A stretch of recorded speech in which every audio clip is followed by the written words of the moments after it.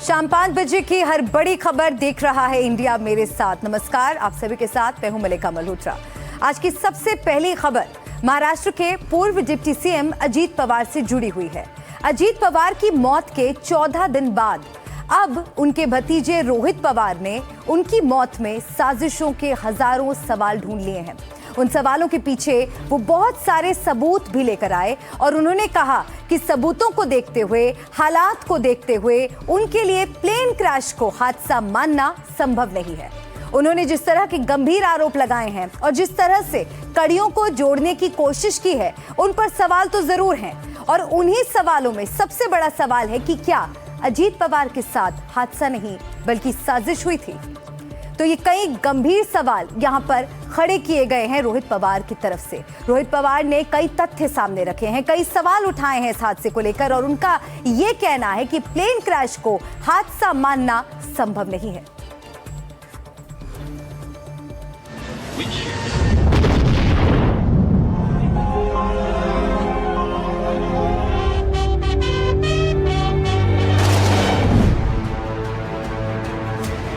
एक व्यक्ति ने उसको जानबूझ के रुकाया। वो व्यक्ति कौन?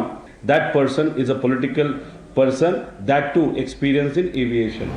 क्या अजीत पवार की मौत में साजिश रची गई? अगर ये रिपोर्ट और इन्वेस्टिगेशन अगर प्रॉपर होता और ये जो वीएसआर का एयरक्राफ्ट वो भी लेयर जेट एक्सीडेंट किसके कारण हुआ, तो शायद अजीत दादा का एक्सीडेंट नहीं होता। क्या अजीत पवार की मौत बड़ी प्लानिंग थी? सबसे बड़ा weapon which is the most important strategy to assassinate anyone is basically to kill the driver. Plane का ड्राइवर कौन है? वो पायलट होता है। क्या जानबूझकर पायलट को बदला गया? तो कैप्टन मदन और कैप्टन यश ये शायद पहले अलोकेट किए थे, फिर वो बदले गए। सुबह 6:30 बजे कहाँ पे ट्रैफिक बम्बई में आया? क्या विजिबिलिटी को लेकर जानबूझकर सही जानकारी नहीं दी गई?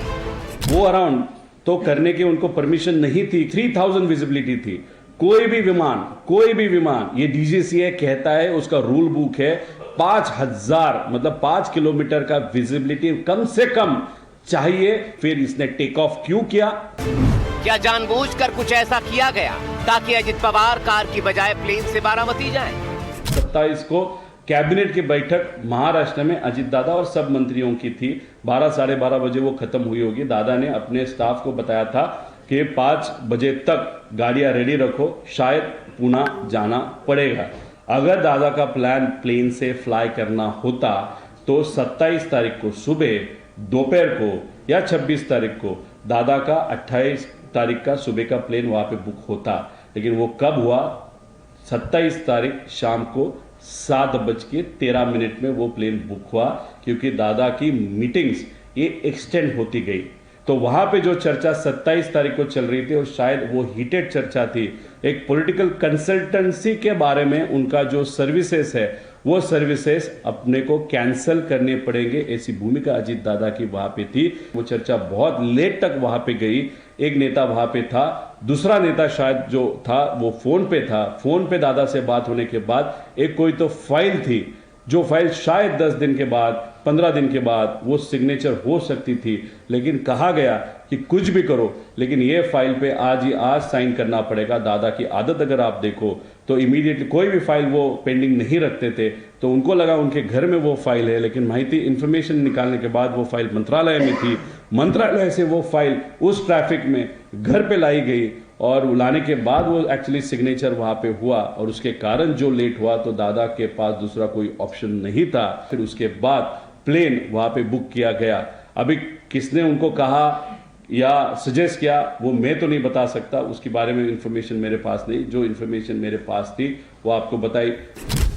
ये वो सवाल हैं जो अजीत पवार की मौत के 14 दिन बाद एक बार फिर धधक उठे हैं और इन्हें किसी और ने नहीं धधकाया, बल्कि उसी परिवार के बेटे ने चिंगारी दी है, जिसके मुखिया शरद पवार ने अजीत पवार की मौत को महज एक हादसा बताया था।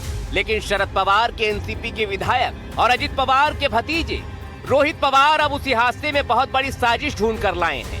उन साजिशों के पीछे उनके उठाए गए सवाल हैं, जिन्हें उन्होंने मीडिया के सामने उठाया। रोहित ने जो सबसे बड़ी आशंका जताई है उसमें उन्होंने मोसाद का नाम लिया। मोसाद यानी इजराइल की खुफिया एजेंसी, जिसे दुनिया की सबसे खूंखार एजेंसियों में गिना जाता है। जिसका बदला अचूक होता है। एक मोसाद नाम की इजराइल की जो एजेंसी है उसके बारे में एक बुक मुझे वहाँ पे दी, और उस बुक में एक पेज है, उस पेज में एक रेफरेंस है कि सबसे बड़ा weapon which is the most important strategy to assassinate anyone is basically sometimes it's most effective to kill the driver, and that's that. That means अगर आप गाड़ी चला रहे हो कोई और उसके पीछे अगर एक आध महत्वपूर्ण व्यक्ति बैठा है, अगर गाड़ी का स्पीड है तो बेस्ट है ड्राइवर को टारगेट करे। अगर प्लेन का ड्राइवर कौन है, वो पायलट होता है। सुना आपने, आखिर रोहित पवार के आरोपों के पीछे के आरोपी कौन हैं? क्या वो किसी एजेंसी पर आरोप लगा रहे हैं? रोहित ने अजित पवार के बारामती जाने से एक दिन पहले से उनकी मौत के बाद तक का पूरा खाका बताने की कोशिश की। उसी में उन्होंने हवाई जहाज की विजिबिलिटी पर सवाल उठाए। टेक्निकली गो अराउंड तो करने की उनको परमिशन नहीं थी, क्योंकि जब एटीसी से बात हुई थी 3000 विजिबिलिटी थी। कोई भी विमान ये डीजीसीए कहता है, उसका रूल बुक है 5000 मतलब 5 किलोमीटर का विजिबिलिटी कम से कम चाहिए, तभी वो टेक ऑफ कर सकता है या लैंड हो सकता है। यहां पे निकलते वक्त भी जो विजिबिलिटी थी 3000 थी, लैंड करते वक्त भी 3000 थी। फिर इसने टेक ऑफ क्यों किया? अगर टेक ऑफ किया तो गो अराउंड किया, और एक बार क्यों नहीं किया? और कभी भी एक आध प्लेन उड़ता है, अगर कुछ भी एरर जो लैंडिंग एयरपोर्ट पे आता है तो उसको बैकअप एयरपोर्ट देना पड़ता है, जो शायद पुणे का था, तो वो पुणे क्यों नहीं लेके गए? ऐसे प्रश्न हम सबको वहां पे पड़ते हैं। रोहित ने वीएसआर कंपनी के उस विमान के पायलटों को लेकर भी सवाल उठाए हैं, आशंका जताई, क्या जानबूझकर दोनों पायलट बदले गए? अब ये टोटल शेड्यूल है, यहाँ पे अगर आप देखो तो कैप्टन मदन और कैप्टन यश ये शायद पहले अलोकेट किए थे इस प्लेन को, और फिर आगे जाओ, फिर वो बदले गए कैप्टन कपूर और कैप्टन पाठक। अभी उसमें क्या बताया गया कि जो पहले वाले कैप्टन थे वो ट्रैफिक में वहां पे अटक गए थे, इसके कारण अभी सुबह 6:30 बजे कहां पे ट्रैफिक बम्बई में आया। रोहित पवार ने अजित पवार के लियरजेट विमान के मुख्य पायलट को लेकर भी बड़ा खुलासा किया। उन्होंने कहा कि मुख्य पायलट कपूर की रिपोर्ट ठीक न होने के बावजूद उन्हें विमान उड़ाने के लिए क्यों दिया गया, वो भी एक वीआईपी का। देखो अभी ये कैप्टन सुमित कपूर, इसका 2010 में दारू पी के वो टेस्टिंग, एक कमर्शियल पायलट था पहले, मतलब बड़ी बड़े एयरक्राफ्ट हैंडल करता था, वहां पे वो पकड़ा गया। उसके बाद वापस अगर आप देखो तो 17 में पकड़ा गया। उसके बाद उसका 3 साल के लिए उनका जो लाइसेंस था फ्लाइंग वो स्थगित किया गया था। लेयर जेट की जो फैक्ट्री है बम्बार्डियर, वहां पे ट्रेनिंग के लिए भी यूएस में होते हुए भी जा नहीं सके, ऐसी इंफॉर्मेशन हमको मिली है। तो हमारा सबका कहना है इतना अगर बैकग्राउंड खराब है तो वीआईपी फ्लाइंग के लिए कोई भी क्रिकेटर हो, बिजनेसमैन हो, अजित दादा जैसा नेता, उद्धव ठाकरे साहब हो, सीएम हो, सीएम का भी उन्होंने फ्लाइंग किया है, डीसीएम का, दूसरे डीसीएम का फ्लाइंग एकनाथ शिंदे जी का किया है। तो ऐसे बैकग्राउंड वाले व्यक्ति को इतने बड़े वीआईपी का फ्लाइंग क्यों दिया गया, ऐसा हम सबका कहना है।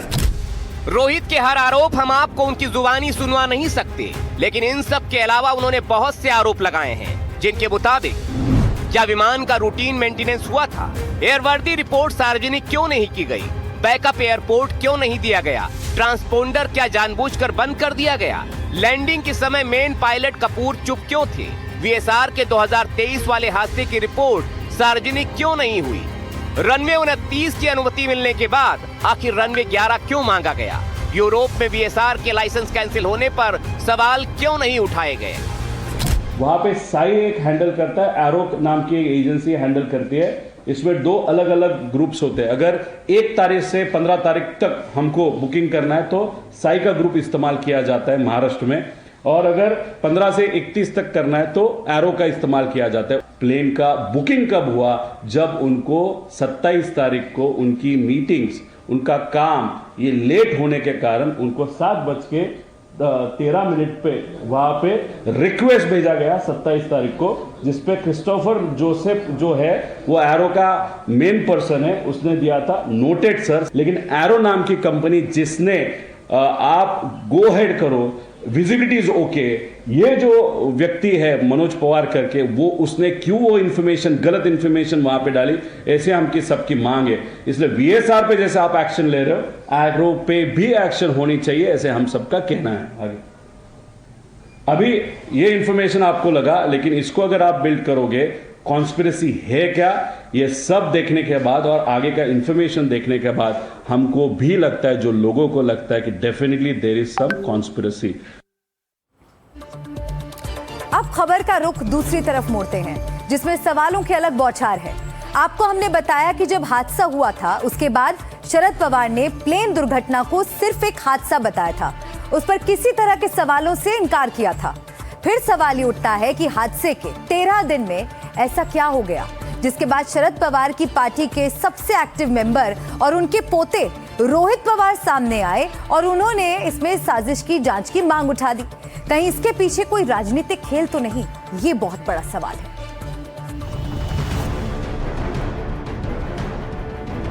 सवाल इसलिए भी उठ रहे हैं क्योंकि सियासी गलियारों में यह खबर खूब उछली थी कि अजित पवार और शरद पवार की पार्टी के बीच कुछ बड़ा पक रहा है, कुछ ऐसा जिसे विलय की तरह देखा जा रहा था।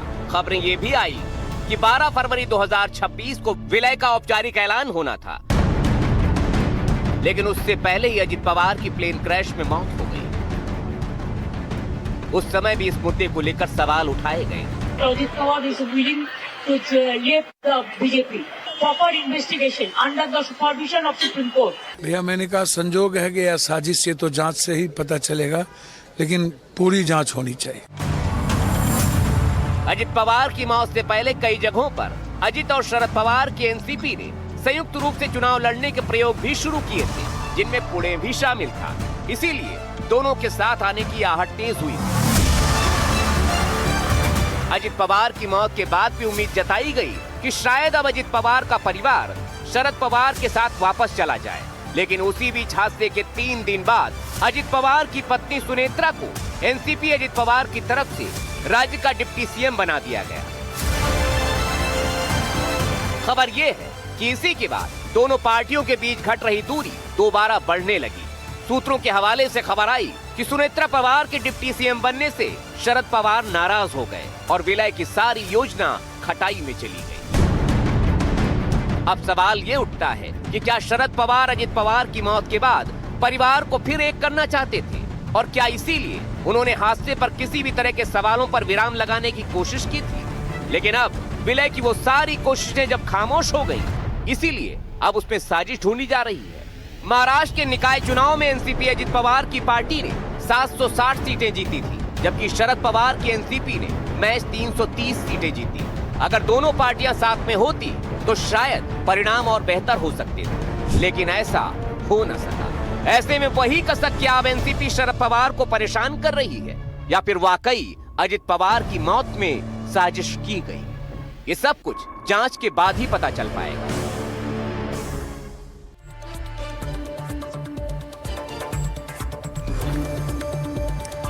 आगे बढ़ते हैं, आगे अगली हम खबर का रुख करते हैं। फिल्मकार रोहित शेट्टी के घर पर फायरिंग होती है। फिर खबर आती है कि एक्टर रणवीर सिंह को धमकी मिली है। अब खबर है कि सलमान खान के करीबी को धमकी मिली है, और ये सामने आ रहा है कि इन सबके पीछे लॉरेंस गैंग का हाथ है। सवाल ये है कि क्या लॉरेंस गैंग बॉलीवुड को निशाना बनाकर मुंबई में अपनी धाक जमाना चाहता है? तो वहीं रोहित शेट्टी के घर फायरिंग मामले में मुंबई पुलिस ने मकोका लागू कर दिया है।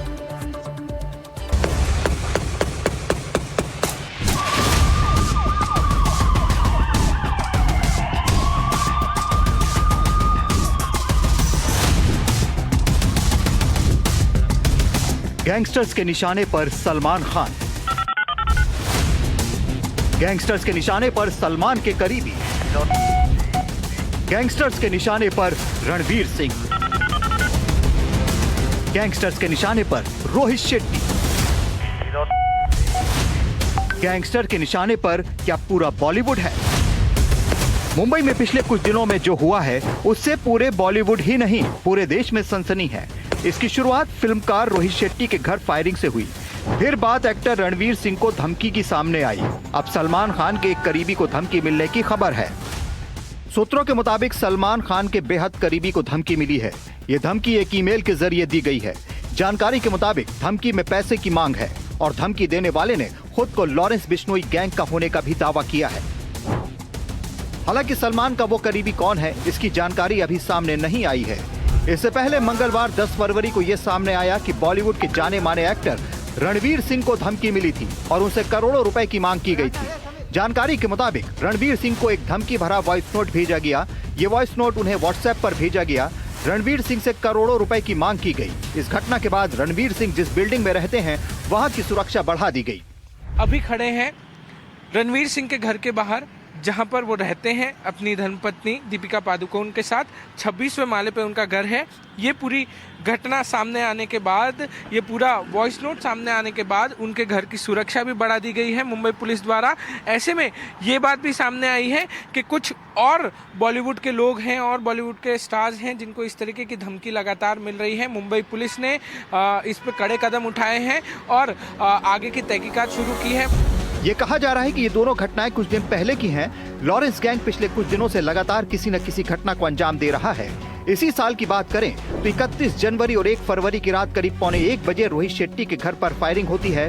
अब ये सामने आ रहा है कि रणवीर सिंह को धमकी दी गई है और सलमान के बेहद करीबी को धमकी दी गई है। इन सब के पीछे लॉरेंस गैंग का हाथ बताया जा रहा है। मुंबई में लॉरेंस बिश्नोई गैंग के नेटवर्क पर कोई एक व्यक्ति निशाने पर अब नहीं दिख रहा है।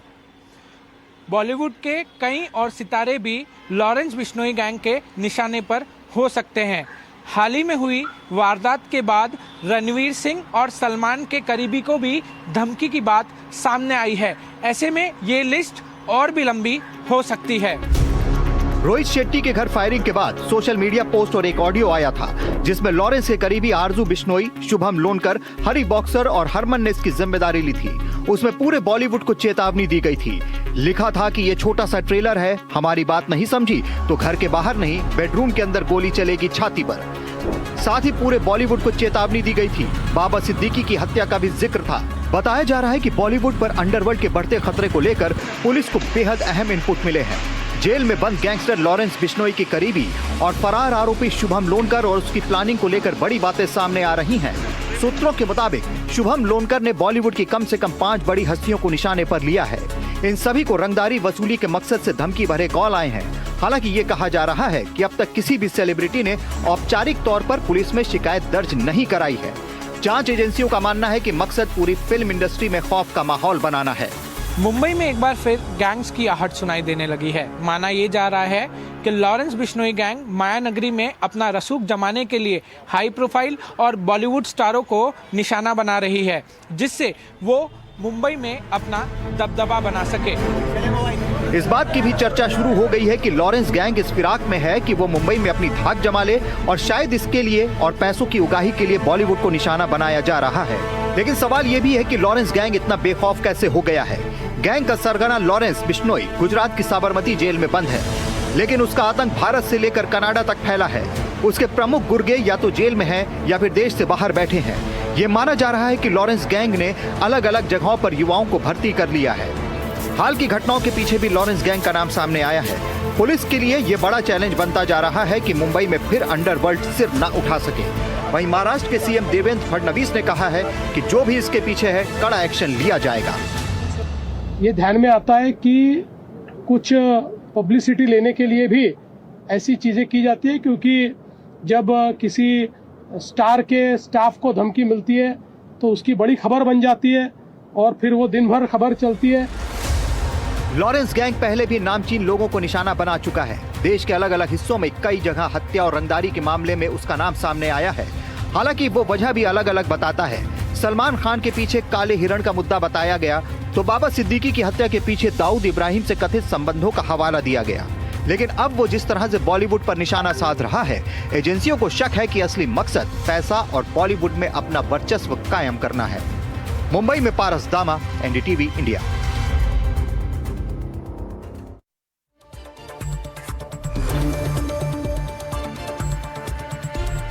और आइए बात करते हैं कानपुर लैम्बोर्गिनी केस की। कानपुर में तंबाकू कारोबारी की बेटी की लैम्बोर्गिनी से हुए हादसे के मामले में अदालत का बड़ा फैसला सामने आया है। कोर्ट ने ड्राइवर मोहन की याचिका निरस्त कर दी है। मोहन ने कहा था कि हादसे के वक्त गाड़ी वो चला रहा था, लेकिन कोर्ट ने उसकी दलील मानने से इनकार करते हुए कहा कि पुलिस की रिपोर्ट में मोहन वांछित नहीं है, इसलिए कोर्ट ने मोहन की आत्मसमर्पण याचिका निरस्त कर दी है। इसके साथ ही गाड़ी रिलीज करने की एप्लीकेशन पर कोर्ट ने पुलिस से टेक्निकल मुआयना कर रिपोर्ट दाखिल करने को कहा है। तो लैम्बोर्गिनी रिलीज करने पर भी फैसला आया है। कोर्ट ने पुलिस से टेक्निकल मुआयना कर रिपोर्ट दाखिल करने को कहा है। लैम्बोर्गिनी रिलीज करने पर भी फैसला अब सामने आ चुका है। गाड़ी रिलीज करने की भी एप्लीकेशन दायर की गई थी, जिस पर कोर्ट ने पुलिस से टेक्निकल मुआयना कर रिपोर्ट देने के लिए कहा है। ने फैसला अब सुना दिया है, क्या कुछ इस फैसले में महत्वपूर्ण बातें रही? दो महत्वपूर्ण बातें हैं। जो वाहन निर्मुक्त करने का प्रार्थना पत्र है, उसमें टेक्निकल रिपोर्ट आने के बाद सुनवाई होगी। सुनवाई के लिए दूसरा जो मोहन के सरेंडर करने का प्रार्थना पत्र था, उस पर उन्होंने पुलिस आख्या का आधार लेते हुए ये कहा है कि इनके लिए चूंकि कोई रिपोर्ट पुलिस की नहीं आई है, इसलिए हम न्यायिक परीक्षा में नहीं लेंगे। उस आदेश के खिलाफ हम लोग निगरानी कल फाइल करेंगे जिला जज महोदय के यहाँ। सर, ये आपने जो पक्ष रखा था, कहा था कि एफिडेविट में भी दिया था कि ये कह रहे हैं कि हम गाड़ी चला रहे थे, जिसने एफआईआर कराई उसने भी कहा था कि हम गाड़ी चला रहे हैं। इस ऑर्डर से क्या इशारा कोर्ट दिया? देखिए, माननीय न्यायालय के आदेश पे कोई टिप्पणी नहीं की जा सकती है। इसका हम लोग निगरानी फाइल करेंगे। जिन बिंदुओं में बात कहनी जिला जज महोदय क्या कहेंगे।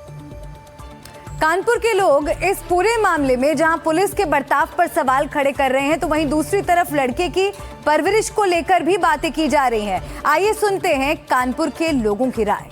कानपुर की जनता इसके बारे में क्या सोचती है, इस घटनाक्रम के बारे में क्या सोचती है? कानपुर की लोगों से ये पूछे। साहब, आप बताएं जरा, ये जो घटनाक्रम हुआ है कैसे देखते हैं आप? ये लैम्बोर्गिनी कार और पुलिस इस तरह से व्यवहार कर रही है। देखिए सर, जो घटना हुई है, जो लोग घायल हुए हैं, उनके साथ तो हमारी संवेदना व्यक्त करते हैं।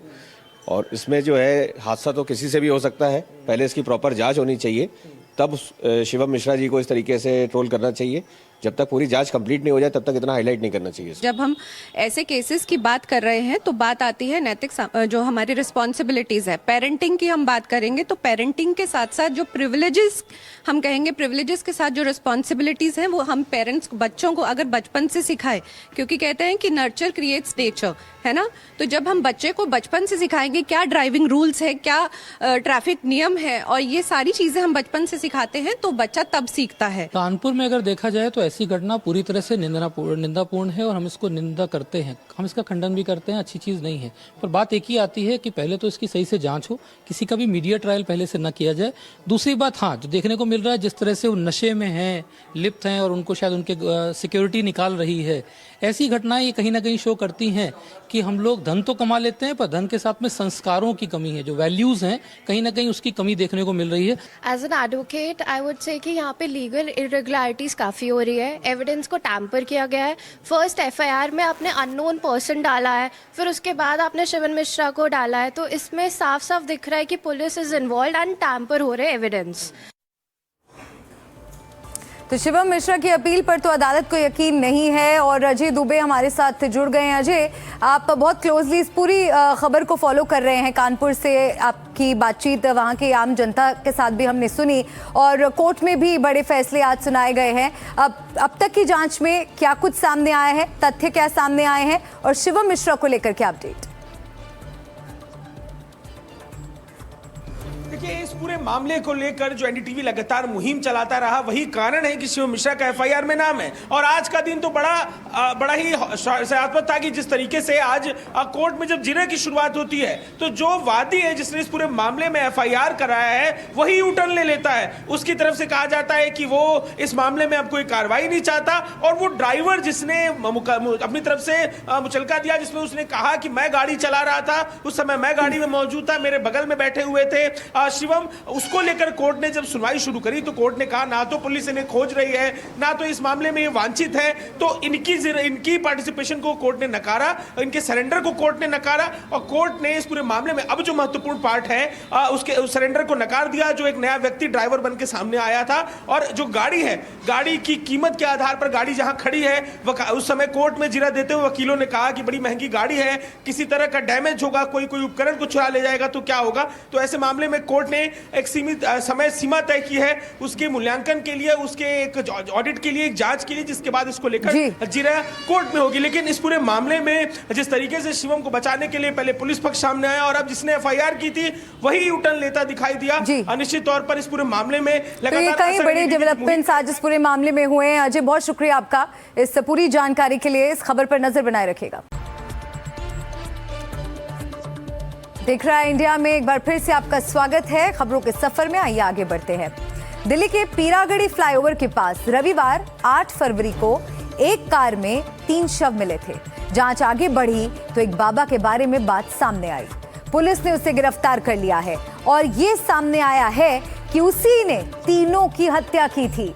ये भी सामने आ रहा है कि ये बाबा बहुत बड़ा पाखंडी है। वो शॉल से नोटों की वर्षा करने का दावा करता और लोगों को अपने जाल में फंसाता। इस पाखंडी पर पहले भी बहुत से लोगों की हत्या के आरोप सामने आ रहे हैं।